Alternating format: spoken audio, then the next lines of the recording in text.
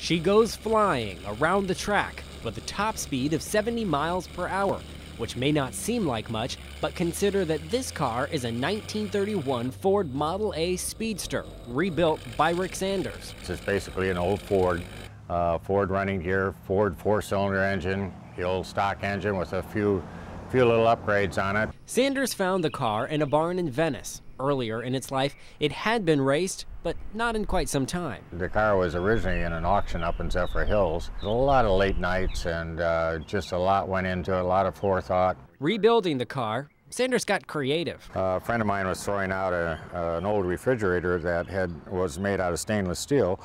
So I took my plasma cutter and I made a stainless steel firewall rather than the original wood one. As for the seats, it's an ideal thing. I'll just cut them up and do my upholstery, my seats out of my jeans. This race car recently got a chance to get out and show what she's made of for the Sports Car Vintage Racing Association at the Indy 500. Driving this at 70, 75 miles an hour, all your concentration is right on. You don't think about anything else except that car. Cruising around, I quickly realized why Rick wears a hat.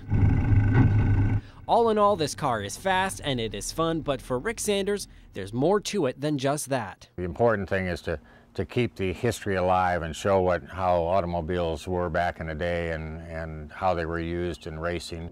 A 1931 Ford Model A Speedster, built as a race car, and I'll tell you, riding around the neighborhood for a few minutes, she certainly lives up to that name.